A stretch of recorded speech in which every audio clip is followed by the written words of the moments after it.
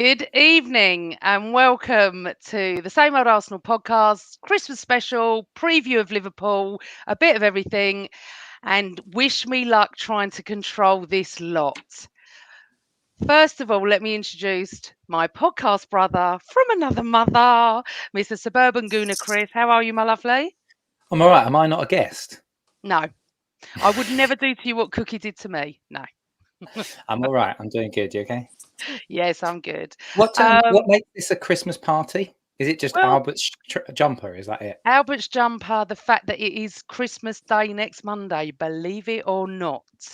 Unbelievable. We've got so many friends of the pod here. Let's start with the long haired lover from Liverpool, as I call him. My lovely, who hates everybody, anything to do with Liverpool.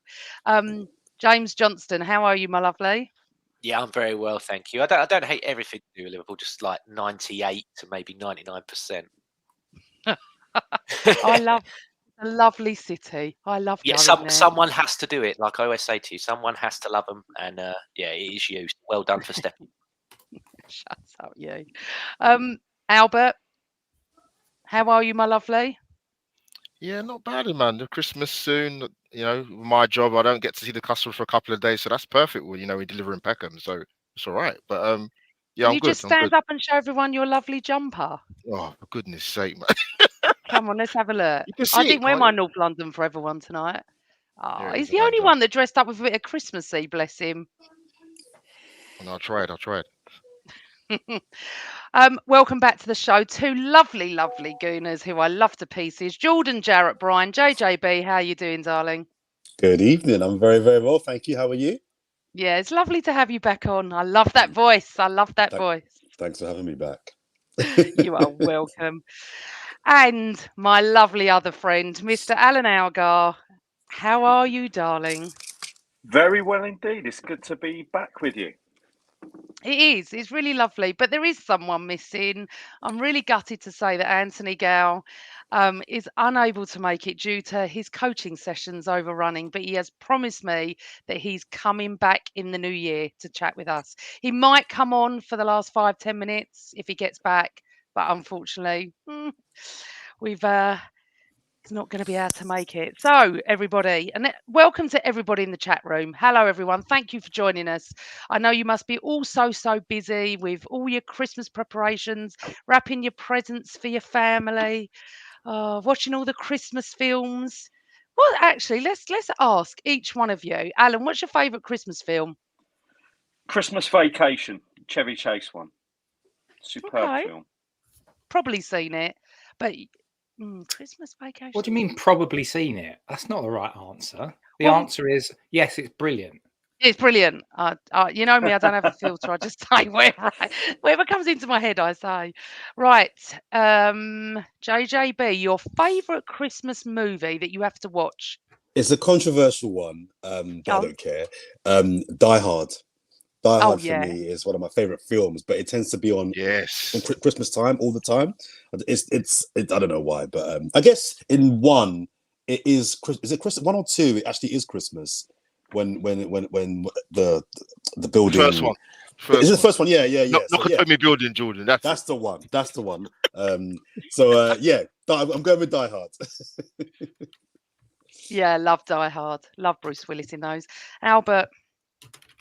Oh God. You can't beat Home Alone, of course. But That was mine. yeah. Is Home Alone, Die Hard? Yeah, man. That's definitely, man. It's very Christmas, isn't different. it, when it Very happens? different. But yeah. Have you two got anything? Actually, Chris, you were watching Home Alone the other day, weren't you? Home Alone 2, Lost in New York. I can It's probably awful. recite about 75% of the narrative and the screenplay from that movie because I've watched it that many times. It's essentially the identical version of Home Alone, but just in New York. But I don't care. Yeah. New York's a beautiful city, and Macaulay Culkin goes wild in it. I love a bit of Home Alone. It's definitely Christmas, isn't it, JJ? What do you reckon? Yeah. For someone who seems to be quite miserable and hate most things, I'm going to be controversial here and say that I actually really like Love Actually. Oh yeah, I'm a big absolutely. Hugh Grant fan, and yeah, I enjoy him in that movie. Right, we've gone through our movies. We know it's Christmas. But you see, what could ruin Christmas for all of us could be the match we're going to play at 5:30 Saturday night. Now, I've already resigned myself to the fact we're going to lose. On the podcast on, I think, Sunday night, I predicted we'd lose 2-1. We don't do well at Liverpool. They are our bogey side. For the first time since Mikel Arteta's reign, I've asked him to be quiet at Anfield, to sit down, not to rile the crowd up, because of course the Everton connection as well. So right, I've got two JJs on here. Jordan, I'm going to call Jordan. Jordan. Just say James if it's easier. Just do it that way. James and Jordan. Jordan Jarrett Bryan, what's your thoughts on Saturday evening? What are you feeling confident? It's a really weird one, Amanda. It's really funny because I actually am very confident about going there. But conversely, I'm with you. I think we'll lose. But only because I just think it's been so long, as you mentioned, so long since we've won there. Despite the form we're in, despite the growth of our team and our club in the last 5-6 years, because the last 3 or 4 years we've clearly got better and better and better. Yeah. Until we actually win at Anfield, I find it hard to predict we're going to win at Anfield. So if we win on Saturday, if we're in this form this time next year, when we play them again, I'll predict an Arsenal win. But I just think that there's been so many examples of where we've actually been in good form, gone there and got battered. Plus the fact that they need a reaction after their dire performance on Sunday. They're currently winning 1-0 against West Ham in the Cup. Are they? Okay. They're 1-0 up after 40 minutes. I just think that we should be confident, yet I wouldn't be stunned. If I had to put my last pound on it, I'd be predicting a Liverpool win. But I would just say finally, before I defer to the guys, that I think there's some key players, right? We need to step up and really, really grab this opportunity, because if we beat Liverpool on Saturday, if we do win, you better know the league will be looking at us very differently. Because for me, we then assert ourselves then, in my opinion, as a title favourites. Now, what that means in December, probably not a lot. But I think the confidence that we can get from it, I think what it may do to Liverpool, because they've now got to think, wow, they beat us at Anfield. We've still got to go to the Emirates. So I think the message it sends to the other teams, and what it would do for us, I think could really send us on a trajectory. And we're waiting for this 20-game City winning run, which will, may come, may not. But in the meantime, if we can go to Anfield, that for me feels like the last final tick. We've last 2 or 3 years, we've beaten big six teams. We've beaten teams away, Chelsea, Spurs. We've beaten United. We've beaten City this season now. The last tick for me feels like winning at Anfield. And like I said, if I'm being unbiased and honest, I think we'll lose. But at the same time, I'm actually quite confident going there in a really perverse way. So, Alan, something Jordan just spoke about.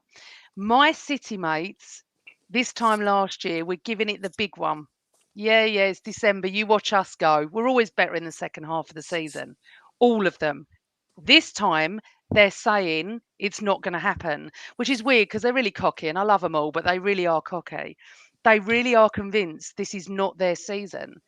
I'm not going to write them off, and it's December, and we were top last season, and you know what happened. It's great. However, when we go to Anfield, if Villa beat Sheffield United the night before, they'll be 2 points clear of us. So it's pressure on Liverpool and pressure on us. It's pressure every game, isn't it, Al? But I don't think you can write City off. But I think what Jordan's saying about if we do win, it does definitely make a statement. Absolutely. I thought they'd rest more players tonight. It's only Alexander-Arnold, the keeper, and Mo Salah that are rested. I know their centre backs are a bit. Whoever partners Van Dijk has been a bit up in the air. So, but they've only rested 3 or 4 players tonight. I thought they'd rest more than that with us coming.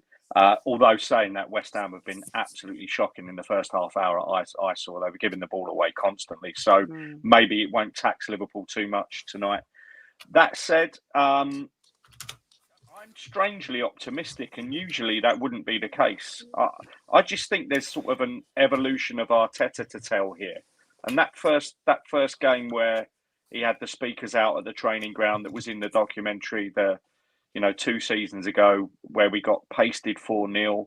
As you say, Amanda, it was probably his fault that the crowd were on the backs of the Arsenal players that night. It was actually, I was up there, and I'm lucky enough to be up there again on Saturday. I was up there for that 2021 game, and you know what? It was the usual. They sing "You'll Never Walk Alone." They were quiet for 20 minutes. We didn't have a particularly good first 20 minutes, but we stayed in the game. Mane was fouling everyone. Obviously, he's not there anymore. He probably committed 6 fouls in the first half without a yellow card. And Arteta did get wound up at that. I mean, us in the away end got wound up at that. But that actually riled the crowd up, and that got Liverpool going, and they beat us 4-0.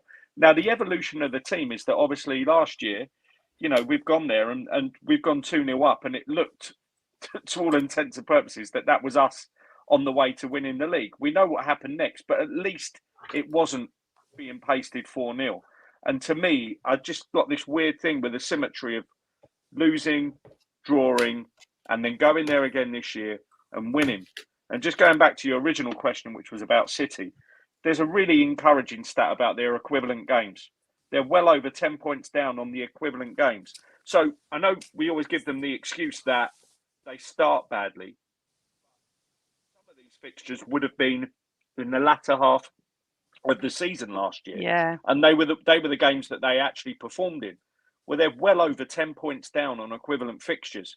So if you factor in that this isn't usually the time they get going, along with the fact that there are fixtures that they've struggled in that are still to come, I'm quite optimistic.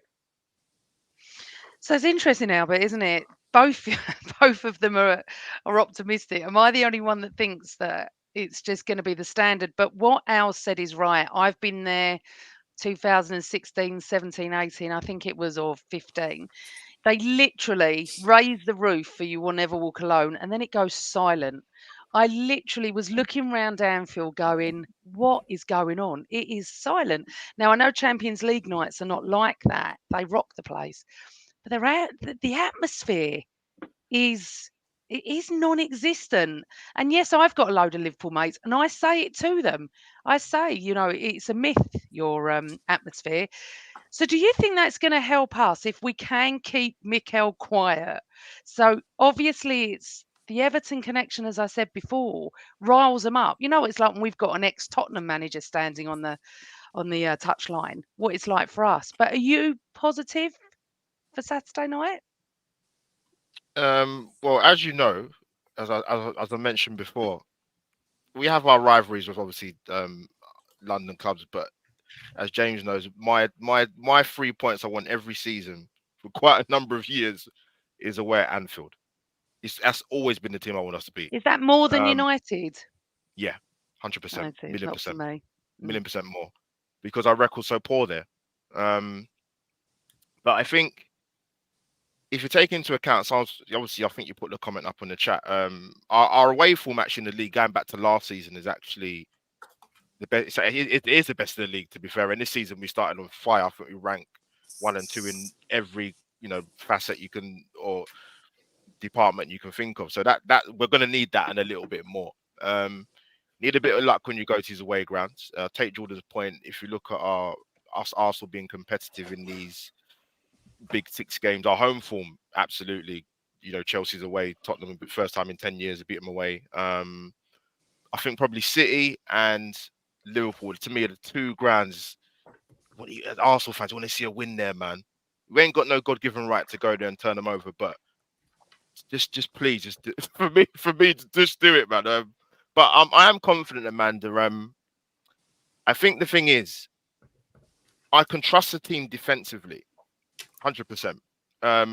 Midfield-wise, obviously, Declan Rice has started his, Arsenal career bang on so far, and we're going to need that. But I think for us, come Saturday, as good as Martinelli and Saka have been, this is the kind of game you want them to go there and run riot.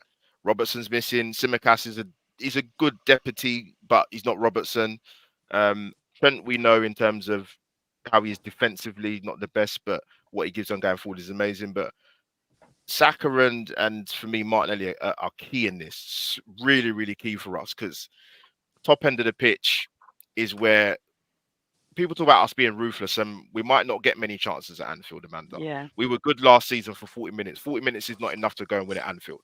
It needs to be a complete performance. So, I've sort of to finish up on. I kind of said this a few days ago to a couple of mates of mine, Arsenal fans. My head is telling me we'll nick it 2-1. My heart is telling me it would be a Desmond 2-2. I think it's a tight one to call. It is. It really, really is. But if I offered all of you a draw now, would you take it? I would if we Definitely. beat them. I would if we beat them when we play our sort of thing. I wouldn't, No. because I don't think it'll be terminal. I don't think a defeat is terminal. I think we can beat them. So if he said, give me a point and don't play the game, or play the game and take your chances, on this occasion, I'll play the game and take my chances, because at this point in the season, if we lose to Liverpool on Saturday, it's not terminal. Now, if this exact same fixture in this scenario was in March, I'm taking the point. I'm taking the point. No, I get But that. right now, a defeat doesn't kill us. So no, not me. JJ, what about you? Yeah, I agree with pretty much what everyone else has been saying, and I hate to bring it down in the chat again as well. I think the best we're going to get here is probably a draw. Yeah. I'm the same. I think 1-1 as well. And my reasons being is, again, someone put in the comments there, the away form.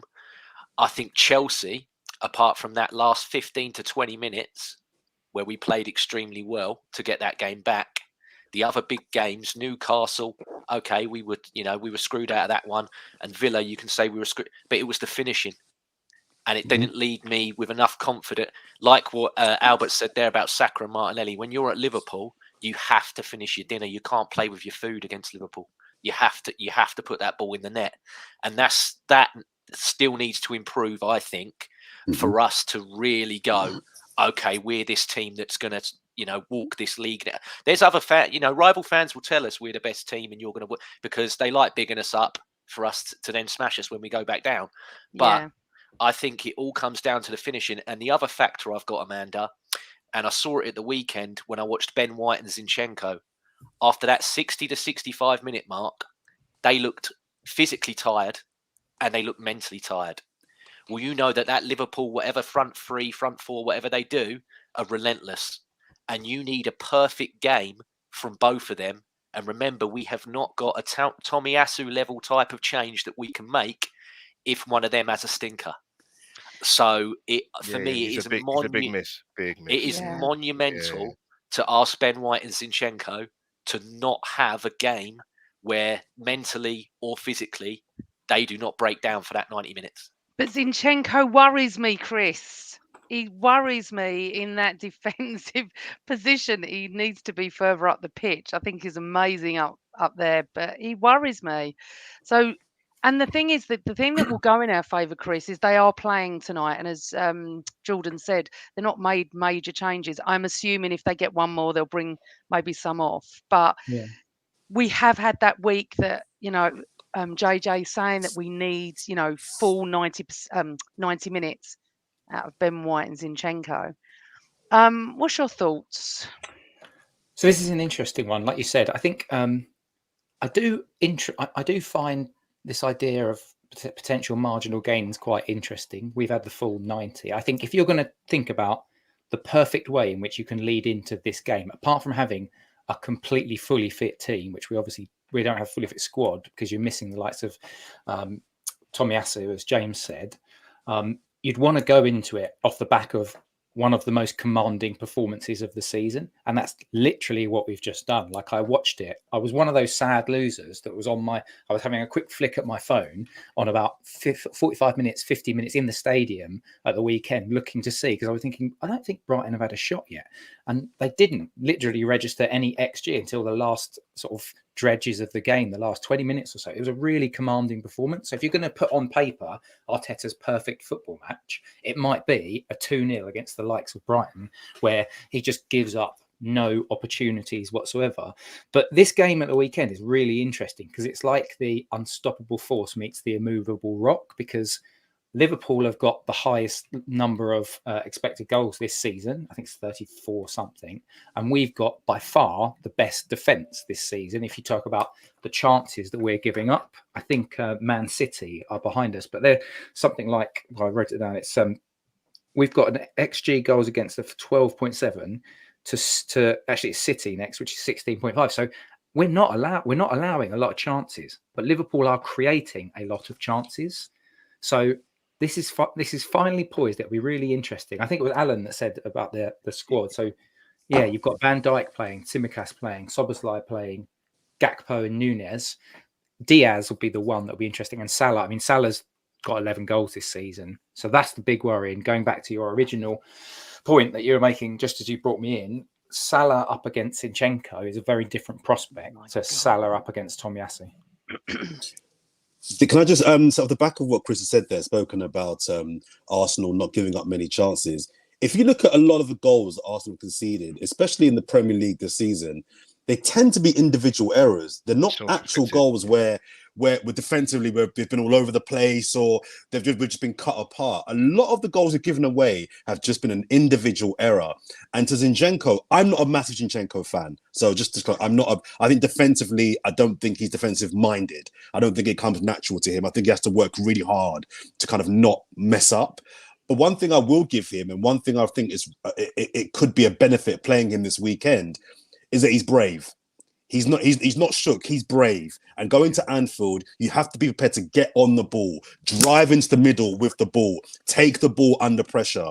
And I think while I think his leadership skills are sometimes overrated, I think he's definitely brave. So I think that will probably counter the kind of fact that he's got defensive deficiencies. A couple other points I just want to quickly mention as well is revenge.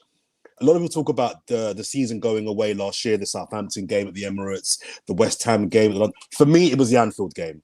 And I'm in a minority of one that says Xhaka. I blame Xhaka totally for the Liverpool comeback. As you said, Amanda, they were quiet last year. Mm-hmm. We quieted them for a whole half. Until he triggered them, they were not in that game. So this for me is a lot about revenge. And also, when you think about the last 5 to 10 years, the top teams, Chelsea, City, even United and Liverpool, when they've been on top in the league and they've been dominant, they've come to the Emirates and had their way. So now we're on top. How about we go to their grounds now and have our way with them? Because we're the big dogs in town now. I want to see my team go there and flex and really assert themselves as the team that now is to beat. Because we've been pummeled by Liverpool, the Emirates and City for a long, long time. Now how about it being our turn? Why do you think Churchillian? This is Churchillian stuff here. I love it. Send it to the Arsenal team. Let's have this. But we're on virtually the same points. Why do you think that we're the big boys? They've done very well this season as well. So they're doing well. And I say big boys, we've not won anything yet. So let me just kind of get back in my box a little bit. But we're definitely on the rise and we're definitely one of the teams to beat. So I just want to see my team dominate. What I'm interested to see as well, we're playing different this year to how we played last year. So last year was about first 20 minutes out the blocks, pressing on them, energy. We're not doing that. We did it against Brighton actually, but we're not doing that this year a lot. I hope we start like that actually. Well, let's see how we do at Anfield. If we have the approach of we're going to blow you out the water first 20 minutes, or we're going to suffocate you slowly over 90 minutes. I'm really keen to see how we play. And just finally, and I will shut up. The point was made earlier on about being clinical. I take the point about Saka and Martinelli. This has to be a growing game for them. It's Gabriel Jesus I'm looking at. He won't get many chances in this game. So the few that he gets, I know we like his skills and we like all the flicks and the link-up play and the back to goal. Brilliant. Score some goals on Saturday, please. I need him to take the chances he gets because we won't get much. We won't get much. I need him to drag Martinelli and Saka up to his level. So, Alan, he will be up for it, Jesus, because obviously the City connection and there was that rivalry there. He needs to take his chances, doesn't he? As Jordan's saying, he might get one or two, but that could be all the difference that we need. It could be the difference. And, I think we always put him down as Jordan's saying there, fantastic link-up play. We put him finishing sort of third or fourth on his list of attributes usually. That hasn't been a problem, especially last season when the goals were shared around the team and he was obviously absent for most of it.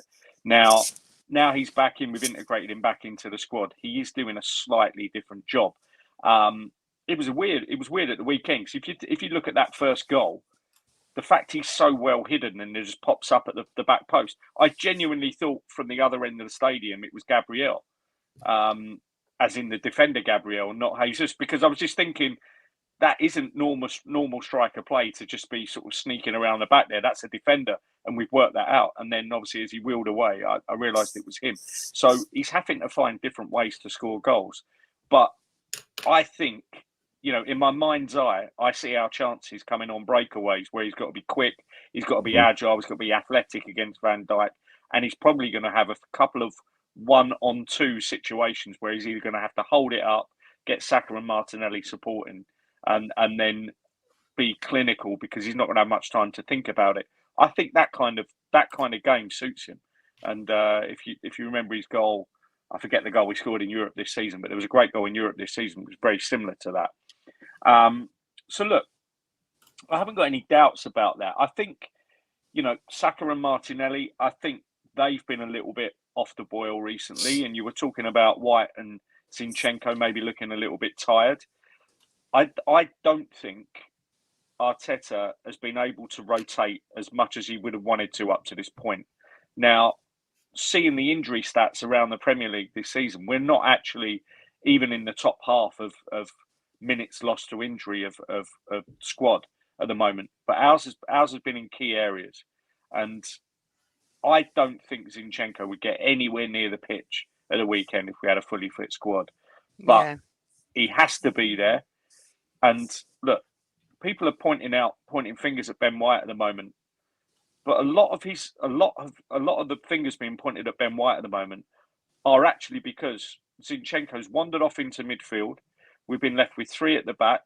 The centre back's going to have to go over and cover, and we're essentially playing sort of almost like three centre backs, which isn't a problem because that's what Ben White was when he joined the club. But a lot of the time, he's being blamed for stuff that's happening on his side because he's covering a bit too far over because we're allowing Zinchenko free rein. And that's what happened at Aston Villa. Now, I just don't think he can have the licence to roam there at the weekend.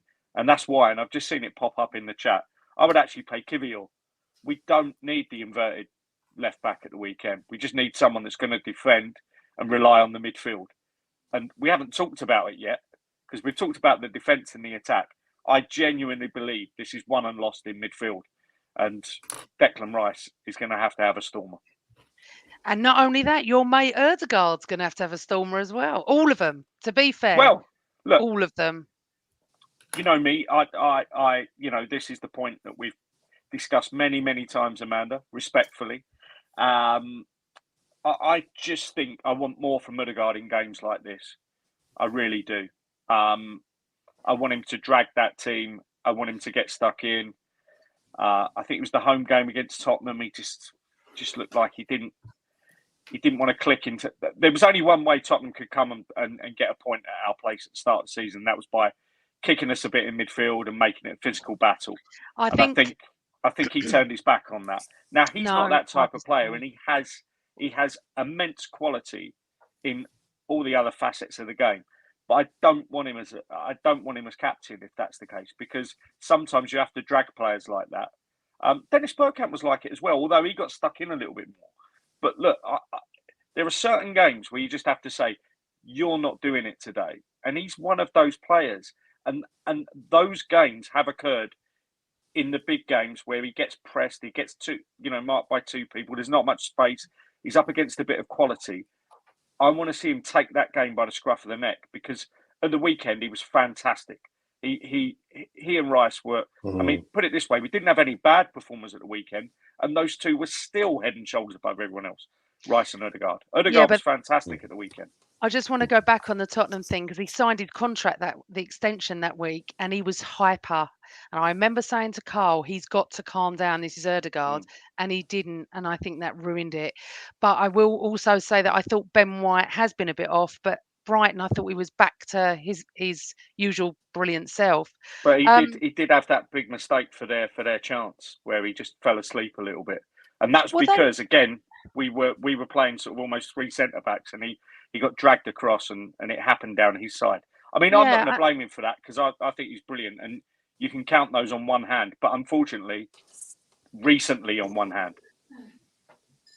No, I understand that, but I do believe that he was back to his good self on Saturday. I felt like Ben White was back. Listen, one mistake a game is going to happen. They're not robots. They're just football players, and every single one on the planet make mistakes. But Albert, coming back to you, I can see a few people in the chat room saying this about Kivior playing left back. It was mentioned on our podcast on Sunday night. Can we do this? Would you play Zinchenko on Saturday evening? Do we need the inverted? Should we go with Kivior? What would you do if you were Mikel Arteta? Well, Mikel Arteta will play him. Played him last season at Anfield. And like Jordan mentioned before, what he does do, not so much the inverted thing, but he's very brave on the ball. I remember that game very clearly. Like I said, we were good, man, for 40 minutes. That goal completely changed. Then scoring before half time completely changed the complexion of that game because Arsenal were brilliant in that first up until that point. But I think Mikel will start him. I'll take Alan's point. I don't think he would be starting if Tomiyasu wasn't fit, because not just because Tomiyasu gives us something defensively. He was playing well until the injury, offensively and defensively. He's overlapping Saka and getting that relationship there. So, yeah, I think Zinchenko will start. It does concern me a little bit, obviously, the defensive side of it. But I see people mention in the chat saying, Saka and Martinelli have got to do their defense. They do their defensive duties every week. Liverpool will have something to be concerned about with us, and they know that. So I don't watch Liverpool week in, week out, but I think you might see a bit of a different performance from Klopp's Liverpool, because we got players that can hurt them, man. And this is a different Arsenal side from what we saw last season. We saw the fantastic free-flowing attacking football. We've seen it a little bit in the Champions League this season, particularly the home games. But Arsenal don't tend to start games very quickly in the Premier League. There's not many. We did last week. It's Saturday, which was great. But yeah. I mentioned it before, and I'll go back to it. Like, we've got a good defensive record for a reason. They've played together now for a good 2-3 seasons now, depending on Saliba came obviously last season, so 2 years. Ben White, I think it's third season now. So there's a relationship there. You could argue about that with the goalkeeper situation, but that's another podcast, man. But we're going to need that. And Rice, having Saliba for this game, touch wood, is a huge difference, man. Yeah. Absolutely. Can I just jump in just 2 seconds? Go on, Chris. You said this in the chat, Albert, so I'll let you finish off. But last season, Rob Holding, centre-half. This season, William Saliba, centre-half. Was it? Rob Holding? Yeah. Rob Holding. Yeah, it was part of it. We didn't have Declan Rice for sure, did we, last season? Now we've got Declan Rice in front of him screening. But sorry, Albert, carry on. No, it's like I said, I think you might be. I think with Liverpool, I don't think you're going to see. They're not going to. It's not going to be like in recent years when we've gone to Anfield and we've just been pummeled, man. Absolutely, out of 20 minutes, we're done. We're out of the game. But I think it'll be different. I think Klopp will look at this a bit more. You know what? They've got some players that can really, really hurt us if we're not in our game. And defensively, we're not that easy to get at. But I guess we'll see that come Saturday, sort of late afternoon. Someone Albert just mentioned there as well that we should probably mention too, who needs a big game, is the goalkeeper, David Raya. And for me, I need who was the player we were talking about at the end of the game, the same fixture last year. It was Aaron Ramsdale. He was the player that everyone was talking about coming in with that result. I need the kind of game from David Raya where Aaron Ramsdale is going into the club on Sunday morning and handing in the transfer request because he knows I'm done. I need David Raya to put in a performance that is so good. Aaron Ramsdale's like, I'm done.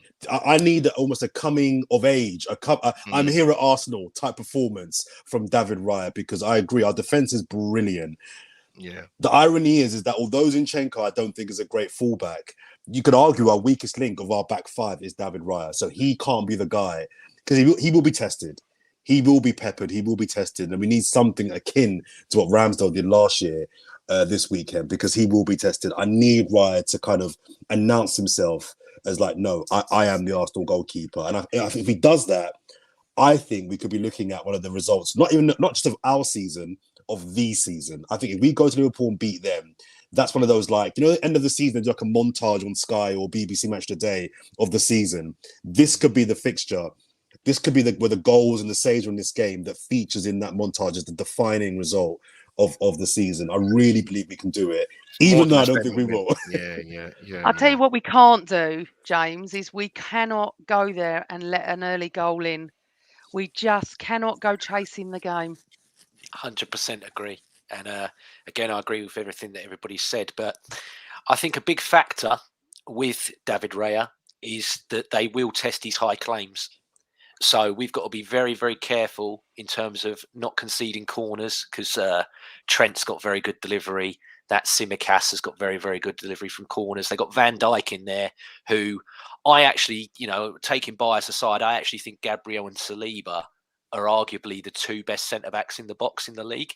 But Van Dijk's probably third at being attacking wide, heading a ball or taking shots inside the box from set pieces. I'd say he's number 3. So they're definitely going to look at it.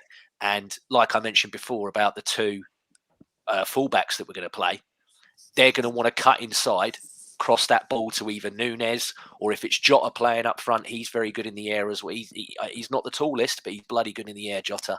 So I think they're going to look at that and go, that this is the goalkeeper that isn't as calm and as collected on his crossing and everything else. So I think they're going to try and pepper us with that. And that's something that we need to be, aware to, because there was a point in the Brighton game where David Raya did make a claim, and just straight away he just rolled this ball out to Martinelli. And I can see what Alan said as well in terms of chances on the breakaways. I think if Raya can get that ball quick and just straight away, because they're going to push up. That's what they do. That's Liverpool through and through. So there'll be the gap. So if he can get that out ball to a Martinelli as rapid as he can, and let Martinelli go on a run, sometimes when Martinelli's running, I celebrate before the ball's in the net because I know he's scoring it anyway.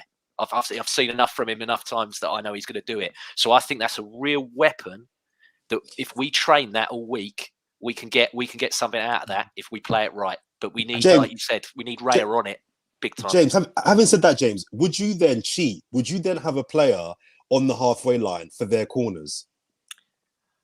I would, yeah. I would stick Jesus there, yeah. Yeah, so would I. Jesus, not Jesus. Jesus. Sorry. Yes. You know what's interesting? It is Christmas. You know what's really interesting about this is that the way that Liverpool is set up, basically since we started inverting Zinchenko at left back, Klopp's sort of taken that as a blueprint, and that's what he's doing with Trent. If he does the same thing with Trent this weekend, that's a lot of space for Martinelli if you find him. Agree, 100%. 100%. Hey, listen, you're starting to make me feel a bit more positive, all of you. Like maybe we could even get a draw now. But just before we continue with this, I just want to say to everyone in the chat room, I'm conscious of the fact that we're already 40 minutes in and we haven't even taken any of your questions. So please get your questions in. Chris will star them. Chris is my admin tonight, so he can read them out to all of us. And I also want to mention about our sponsor, ruthbeckart.com. Please go and check her work out. Honestly, she's got the most amazing Arsenal prints, Islington and Hackney drawings as well. ruthbeckart.com. And I just love her. I love her one of Saka and Emil Smith Rowe. It's fabulous. Go and check her out. Amanda, I want some predictions because I've got my book. Amanda, before we do that, can we do some lineups? But just to lead us in, I'm going to tell you about the lineup the last time that we beat Liverpool at Anfield in the league. And then maybe we'll start with Alan. 2012, is it? Yeah. 2012? Vito Minoni in goal. Oh, jeez. Carl Jenkinson at right back. Per Mertesacker and Thomas Van Hold on, we won this. This is the one we've won. This is 2-0. Yeah. Carl Jenkinson. Podolski and Cazorla scored. So Kieran Gibbs at left back, Mikel Arteta anchoring the midfield, Abu Diaby and Alex Oxlade-Chamberlain along with Santi Cazorla in the middle of the park or across the midfield, with Olivier Giroud up top and Lucas Podolski waddling around at left wing. That's the team that last won. What's the team that's going to win this weekend? Alan? Well, I think it sort of picks itself at the back, doesn't it? It does. Raya, White, Gabriel, Saliba, Zinchenko, Rice, Odegaard. We'll have it start, do you think, guys? Yeah. Is it a height you in there have for to those start him. those balls up? Yeah. You have to start him. He's on So then form you've got completely. Martinelli, Jesus. I mean, it picks itself. Yeah. I'm If not sure everyone's whether that's fit. a good or bad thing. I'm going for a curveball. So easy to pick. Oh, what's the curveball, Oh God, here we JJB? go. Go on, Jay. I'm going super left field. I'm predicting Mikel Arteta starts Ramsdale. I think he shocks No, the world and throws him in. never. I'm You going to can- go. You can have Go a on. big price with me on that. You can have you can have well over 10-1 with me that happens. Right, I'm before factoring we in move injuries on, just in case. I want to get your predictions because I've gone for a 2-1 loss. Cookie's gone for a 1-1 draw. Mervyn, who was on our pod's gone 2-1 win. Chris, what's yours? I think we'll lose it 3-1. Oh, okay. You'll just be like me Sorry. then. I just see that record: 7 losses, 3 draws since that memorable day in which Vito Manoni was in between the sticks. I see Salah on 11 goals. I don't know. The chat room are not agreeing with us. They're all going virtually 2-0. Alan, what's I yours? want that to be the case, obviously, but Obviously. Well, look, I usually get accused of being really sort of down on everything, realistic, but I've just got this weird feeling that this evolution of this Arteta team is we'll see the improvement in this game. The loss 2 years ago, the draw last year, and now with Saliba, with Rice, 2-1 Arsenal. Oh, I'm liking Go on, that. Alan. JJ, B. I'll be quick. So someone said earlier on that the worst thing to happen would be to go 1-0 down early at Anfield, and I definitely agree with that. However, I don't want that to happen. But if it was to happen, I'd be interested to see how the team recover. Because if we're going to win a Premier League title, you have to overcome adversity. And going 1-0 down, I don't want it to happen. Just make that clear. No. After 8 minutes, and we win the game, I think the word evolution was used earlier on. That would be a growth in this Arsenal team being able to do that. I think we'll lose 2-1, but I think we'll win the league still.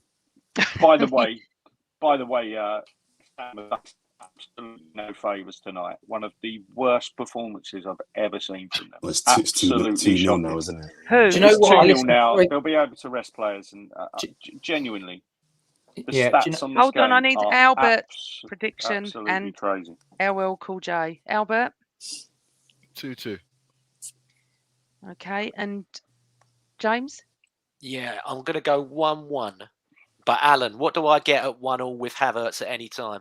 1-1 Havertz any time. You're looking at about 22-1, something like that. About 25 Really? I'll have That's some. not I'll have some of that. I'll have some of I that. think I will. Yeah, as I say, they've had a very. I was really hoping they'd have a battle tonight, and they get some tired legs. But However, Alan, what I was thinking was they'll come in a little bit more cockier on the weekend, and it could go in our favour because if they lost and they were so poor against United, that was such a boring game, wasn't it? That they would be up for fighting. It can work either way, can't it, Albert? If they win tonight and they win, they could go 3-4-0 now, couldn't they? I don't know what's going to be good for Sunday. All I know is that if we turn up, every single one of our 11 players steps up, we've got a really good chance. It's just Liverpool away it reminds me of Everton away. We just can't do it up there. But we'll get it done. Guys, we did this season. Right, George, have you got to go, darling? I've got to run. I'm gutted because I've got so many things I want to talk to you guys about, but I've got to run. Apologies, but it was lovely meeting you all. Up the Gunners, and have a lovely Christmas if you celebrate Christmas. Merry Christmas, JJB. You're going to come back on next month and see anytime you ask me. Anytime you ask me, I'll be there. Thank you so much. Take care, guys. Have a good one. Cheers. Merry Christmas. Merry Christmas. Hope your team wins Saturday. And then there were 5. So we can do a little Christmas thing now. Just play along with me. What players have been naughty or nice this season, James? I don't think any of we're top of the. For a team that gets lambasted, we're top of the fair play league. So I don't think we've got anyone naughty. Oh, can I I think just that- interrupt a second? Go This for is it. my son and his friend. So can we just wave and say hello? Because my son, who hates football, has never ever come on our podcast. So hello, Zach and Jack. Thank you for watching. Oh, proud mum. Okay, boys. Right. So yes, naughty or nice, Mr. LL Cool J. Yeah, I don't know who's been naughty. Maybe if you want to be really touchy, you could go for the boss and just maybe tell him to sit down a bit. But I wouldn't say he's naughty per se. I think we're just, Four it's just yellows, us, innit? isn't it? Oh, Yeah, it's just us because we got a badge with a cannon on it. We just get punished for everything. So Oh my how, God. how can you think? How can you hate any of these players? No, Like, but come on. I would say naughty or nice. Nice, definitely Havertz. That's my Oh, he's nice nice. at the moment. Yeah, I love him. Yeah. Oh, all of a sudden, James loves him. It's like Well, Alan. yeah, All of a because he's sudden, scoring Erdegaard. goals and assisting goals, which is what I got told we bought him for, and he didn't for quite a few games. Now, all of a sudden, he's amazing. What do you think on this? The fact that Thomas Partey could be fit, but only for the AFCON. Well, we I knew mean, that anyway. it's just we need to buy a new midfielder. Just moving on, right? Have we got any questions, young Christopher? Are we We doing do, but naughty or aren't you going to let nice? somebody else have a go at Yes, naughty? of course. Sorry, my brain went because I I'll was just reading something. Albert, So- naughty or nice? Any players you think that are on the naughty or nice list? not like James said, but not really. Like I've got some. I'll give people some Go on, time to go on, think. I've Chris. got two. Yeah, go on. go on. So Ben White's nutmeg on Doku when we played Man City, that was a little bit naughty, wasn't it? That was absolutely splendid. Where he just nutmegged Doku right on the touchline towards the end of the game. I loved it. Bit naughty. And nice. I'll tell you who's nice. Declan Rice is nice. Come on. Oh, I'll give it to you. There you go. I'll Right, give that's it to enough you. filler time, Albert. Have you written? Have you Have you frantically? got anything, Albert or Alan? No, I haven't got anything. I mean, Cedric. do you know what? Who said Cedric? Oh, Chris. Chris will go Cedric. Trossard could have delivered a little bit more. So if we're talking naughty in terms of not delivering, I think Trossard has dropped off a little bit. Now, I don't know whether or not, I can't make my mind up on him because I don't know whether or not he's a player that just needs game time and consistent game time to make an impact. But I just don't think we've seen enough from him this season. And his dead ball delivery's been poor. His corners have been poor. But look, I'm not that annoyed. I think, as James said at the start there, I mean, can we really have a naughty list when we're playing the way we're playing at the moment and top of the fair play league and challenging on all fronts? So I can't really argue with any of those. And nice has to be by a million miles Declan Rice, doesn't it?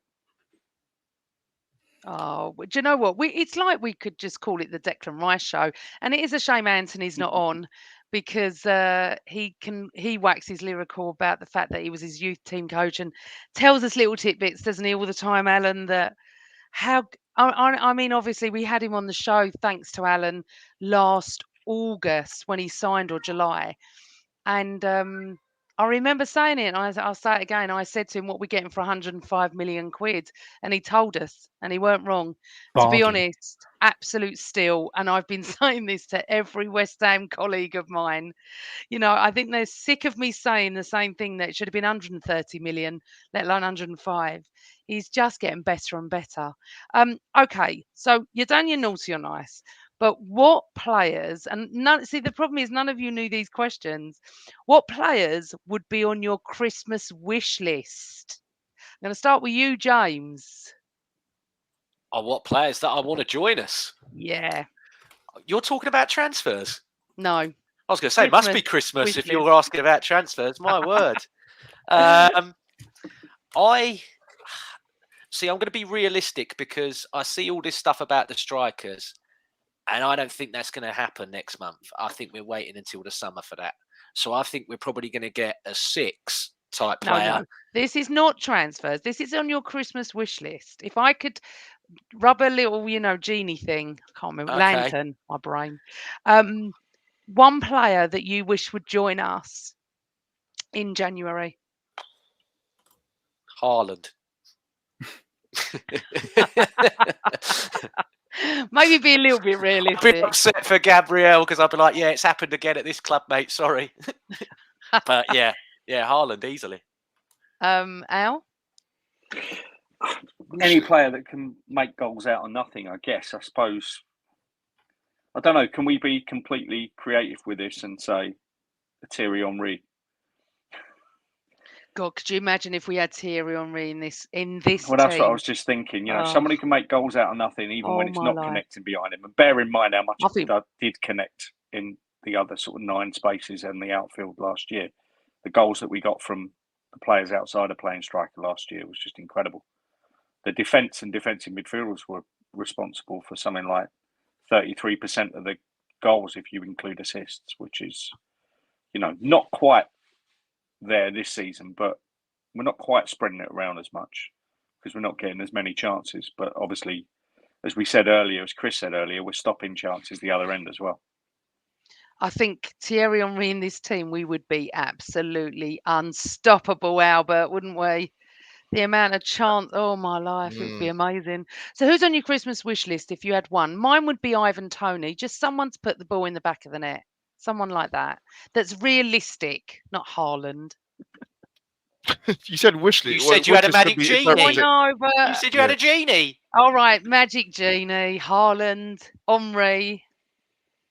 Right. Albert. If you're saying realistic, like James said, I don't think we'll get a striker in January. But who I would like, and I've mentioned him in the last couple of days actually, as an outsider, would be Victor Gyökeres, Sporting Lisbon.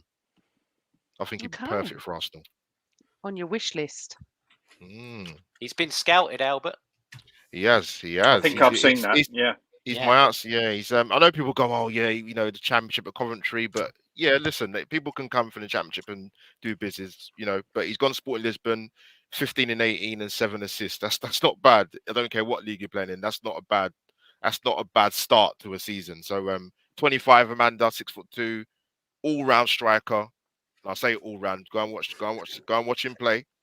Be an outside shot. 25 is a good age in it, Albert, to join 25. Lovely. And they've all the strikers have got a high release clause. His is not as much as Osimhen, put it that way.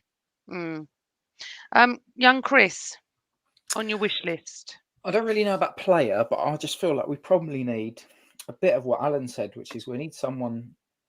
All of you guys have actually said scoring goals, but I feel like that's going to be more of a wide forward. I don't think Ivan Toney solves the problem. We're not suddenly going to completely change our game and be lumping balls up to him. There'll be people that say, well, he's a plan B, but I just don't think that Brentford are going to let him go as you can have him on the cheap, have him on loan. I don't think that's going to happen. We can't take him on loan anyway, Chris, because we got Raya. You can't have more than one player from the same club. So then it's got to be a buy, and they're going to want like ridiculous amount of money. So there's questions around the financial fair play stuff because we don't know. They might have to sell to buy. I don't know the ins and outs enough. I just don't think that's realistic enough, and I also don't think it solves the problem. Someone like, I've seen Pedro Neto mentioned a few times, which sounds like an interesting one to me. But we need a wide forward because the more I'm seeing Trossard perform at his best, it tends to be centrally. So at the moment, if Saka and Martinelli both go down, we're stuck with Reece Nelson and who else? Emile Smith-Rowe has been playing more centrally. So I just feel like a wide forward might be the best option. Have we got any Christians? Have we got any questions? Young Christopher. Questions. We have 3 questions. First question from Karen Russell. What would your perfect Arsenal Christmas-related present be? 3 points on Saturday night. That's it. Boring answer. I don't really need anything else. A mug or something. No, I've got loads of mugs, Arsenal mugs. Albert. No, that's what Amanda's. That's a perfect. That'd be perfect. Absolutely perfect. 3 points at Anfield. 100%. Alan, anything more interesting than these two can muster up, which is a very cliche. I can't. I'm trying to be creative, but look, over those 3 games,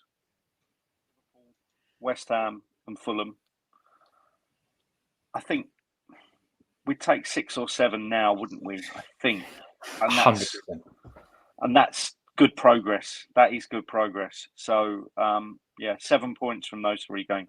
Yeah, I'm with you on that. Do you know what? I would absolutely echo that. I was thinking about this yesterday morning when I started to think about the Liverpool game. I was thinking, do you know what? Even if we if we beat them, we still need to do the business in the other games. So Yeah. even if we draw, if we then do the business at home to West Ham and away to Fulham, so you go into the new year, we're probably going to be within a point or two of whoever's top. And even if we lost to Liverpool and we then picked up 6 points, we might be a point or two within Liverpool. And you've got the Liverpool away game out of the way. And the next time we play them is at the beginning of February in the league. And I don't think if Egypt get far in the African Cup of Nations, they won't have Mo Salah. Oh, Yeah, we'll be cheering on Egypt, won't we? I Yeah. saw that fixture. I sure saw that fixture. Oh, but we lose El Neni, so so comparable to Salah, isn't he? that's really harsh on Mo El Neni. I'm sorry. Yes, James, another one. go on, Chris. James, are there any genuinely world-class players in the Arsenal team? Shall we list them? Oh, 100%. This is Go an on, easy James. question.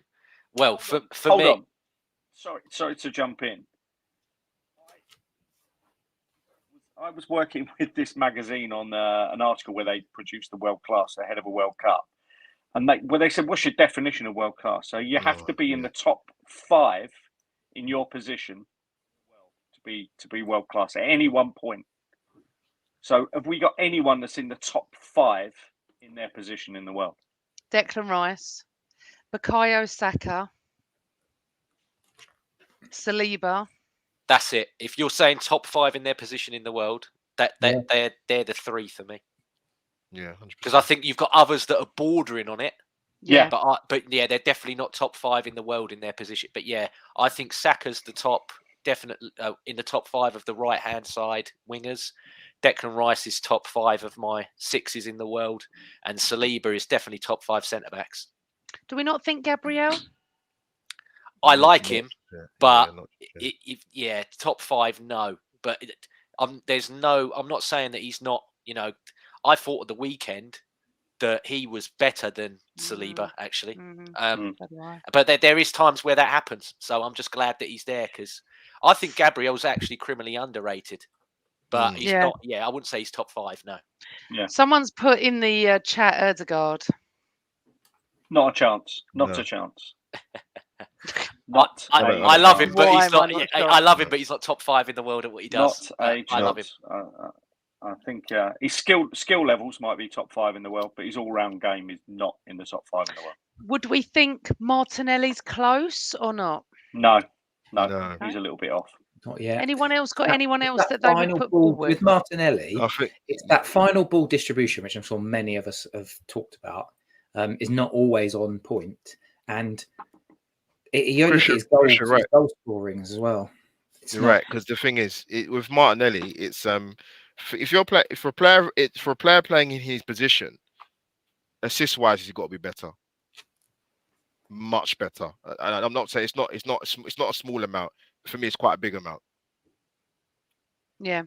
Okay. And what about an interesting thing would be we obviously don't know, but if Timber would have stayed fit, who knows if we would have been on that list tonight?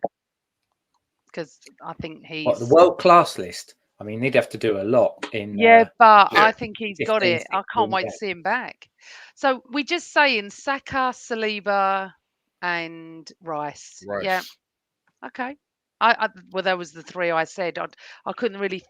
Gabriel would verge on that for me, because I agree with you, James. I think he's been better than Saliba the last couple of games. Alan, do you actually agree with that though? Those 3, or? No, I do agree with that. I mean, look, again, this world-class definition, when it was defined, and I'm not saying that's the right way to define it, but I thought it was as good as, if you say you're top 5 in but that only really restricts you to 55 players, doesn't it?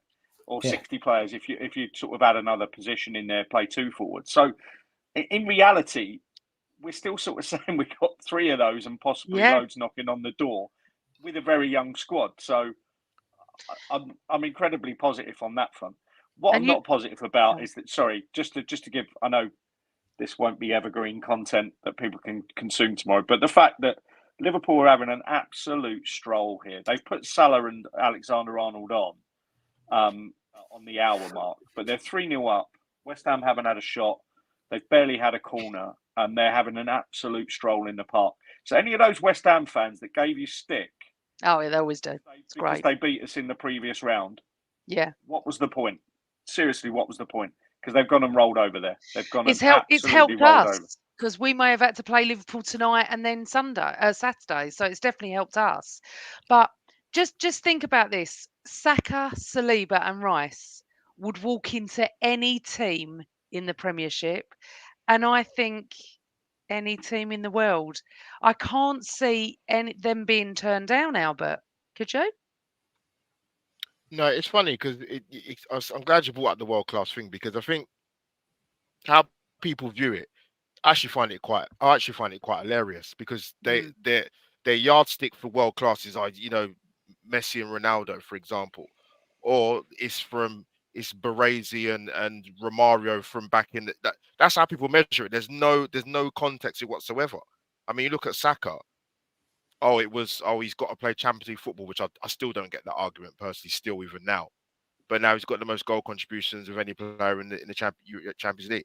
England player of the year 2 years in a row. Absolutely was on fire in the quarterfinal against France in the World Cup. Hat-trick for England, and yet they still find a reason to say he's not world class. That happens a lot. But to be honest, it's rival fans that do that. West Ham have just scored. Wouldn't it be funny? How long have they got? I'm not having it. What do you mean you're not having it? You don't know. Football's a funny game. Any more questions, they're young coming Christopher? back? Oh God! No, Could you imagine? Let him get another one. Let him put. I think just to add on this debate, Amanda, is that, especially in terms of how world class is baited around, I think a lot of Arsenal fans, especially now, sadly, I mean, I know I'm speaking as the youngest one here at 32, but you've got a lot that go now that never, we've just said we've got 3 that are in the top 5 within the world. When I first started going, which was 98 into the Invincibles, we had 3 that were the best 3 in the world in their position. Vieira was the best central defensive midfielder in the world. I know it's controversial, but Ashley Cole was the best left back in the world. To beat Roberto Carlos. That ain't controversial. No, that's not controversial. But for me to think that, to beat Roberto Carlos as the best left back in the world, you've got to be a bloody good left back, and Ashley Cole was for a few years, I might add, better than Roberto Carlos. And you had Thierry Henry, who, because the people that vote for the Ballon d'Or hate England and hated English football, for whatever reason, gave it to Pavel Nedved that year when he had 20 plus in goals and assists. I don't know. Still to this day, I am baffled how Thierry Henry never won that Ballon d'Or. It was it's politically motivated, so that was the only reason he didn't win it. If Thierry Henry had done that in any other league apart from England, he'd have won that at a canter. Do you think? I mean, going on Henry debates here, but do you think any of that was to do with the fact that he didn't perform in finals and semi-finals and didn't have that big game?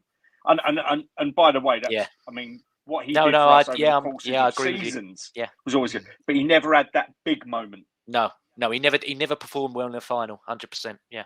So I just wonder if it's that, because in reality, over time, we didn't even need him to be good in finals and semi-finals. He contributed more than most players have ever contributed. 2006 in bloody the Stade de France. Well, when he missed that I know, but individual Champions League final, we did need him. Look, yes, that's true, and obviously that miss that night was painful. But in reality, if you think about it, you don't get many of those moments, and you can't. It's a small sample size of those moments, but overall, I mean, obviously his quality was there. But I think you're right. I think English football was looked down on back then. It isn't now. And just going back nicely to what Albert was saying, how can they say this about Saka when in reality he competed in the toughest league in the world? Forget the Champions League. I mean, if they were actually saying our Champions League opponents this season have been nowhere near top half Premier League standards. And he's already been doing it in the Premier League. So I'd point right at home and say that Saka has proven he's world class at home. Oh, good. You wouldn't have to go far to find players that have regularly played in the Champions League that wouldn't even get into Premier League teams. That'd be quite easy. there are teams that go into the group stages of the Champions League. So that argument goes down. Just to wrap up, the final question was actually linked to Thierry Henry and Albert. What would he cost if we were buying him now? I guess we have to caveat that by saying, let's go. When we bought Thierry Henry, he was 24. He hadn't really established himself at Juventus, and Wenger came along and nicked him for, I think it was 10 million quid, not 11 million quid. But what would an Thierry Henry, an aspiring Thierry Henry, cost now? Or a peak Thierry Henry, actually? You're on mute, Al. You're on mute. Yeah, sorry, apologies. Yeah, sorry. If they're talking about the figures they're talking about for Osimhen, for example, I mean, it'd be a little bit more than that, wouldn't he? He'd looking over 130, 40 million. Easily. Yeah. But he wasn't established when he came to us, was he? No, that's what I'm saying. No, so a peak. Let's go peak. I think he'd probably be cheaper. Juventus are skin. So they would.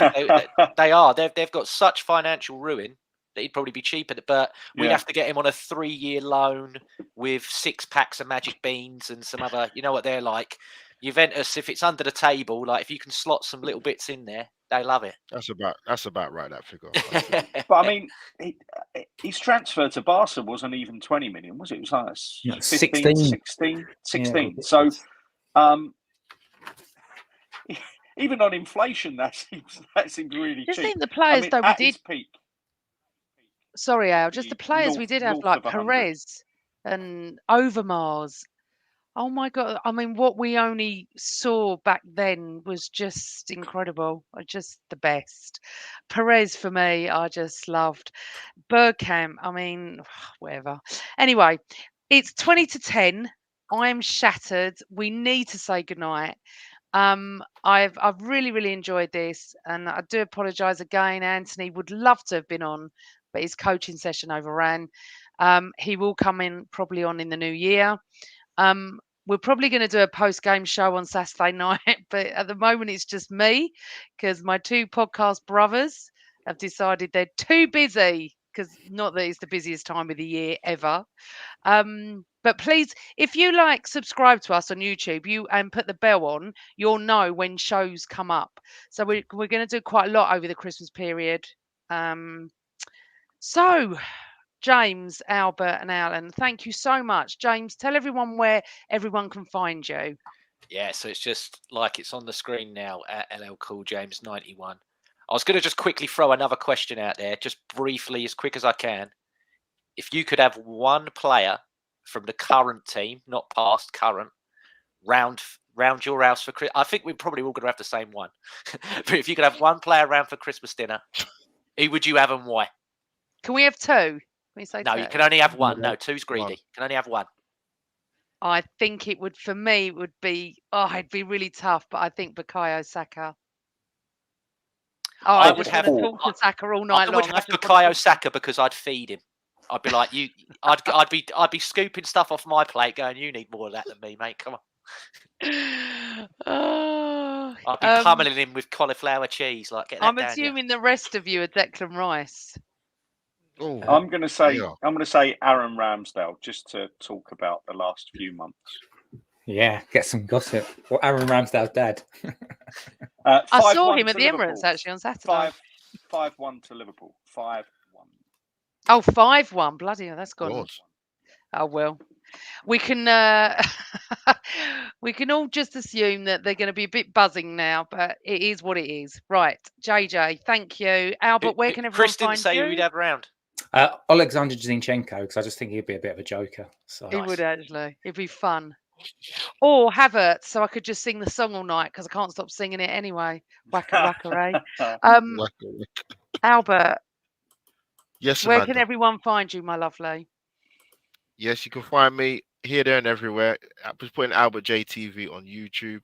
There are 2, but you definitely know which one's me. Believe me, I'll just tell you that. But Twitter handle or X handle as it's called now at AUM57 on the screen. Follow and subscribe, people. Yeah, go and watch his post-game shows. He does in-game shows. He does everything, our Albert. I do. Alan Algar can often be found on one of my favourite pods, Football-tastically Arsenal, which I listen to every week. And I just think Josh and Boyd are brilliant. When Josh takes the mickey out of you about Erdegaard, I just love it. I honestly was driving to work listening to it, wanting to, because it's not live, but I was No. just going to message you and say, I love what Josh did there. I was going to message Josh, but I haven't done it yet. So tell everybody, young Alan, where they can find you. Oh, Alan _ Alga _ on Twitter from X or whatever they call it. And club level block 65. How about that? Yeah, you're a prawn Above the sandwich away brigade. fans. Above the away fans. Oh, is that where you are? Right. Thank you all. It's been lovely. And everyone in the chat room, thank you so much. I think we're going to do a post-game show. I think we are on Saturday evening. Just please subscribe.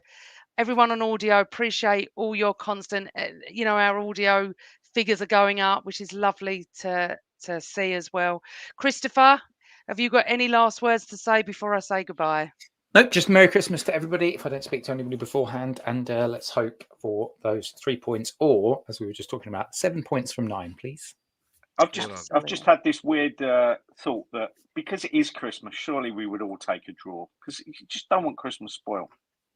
Yeah, that's true. The weird thing is Aston Villa might be top on Christmas Day. That'd be odd. Oh my God! What a season I'm quite they've had. friendly with Rebecca Lowe at NBC Sports, and she put her the itinerary up for Saturday for the American viewers, and I just went, "How to ruin Christmas in one sentence: Liverpool v Arsenal. It could ruin my life."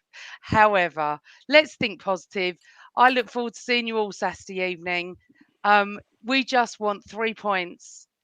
Up the Arsenal, always Arsenal, and I hope your team wins. Good night, everyone. Thanks for joining us. Good night.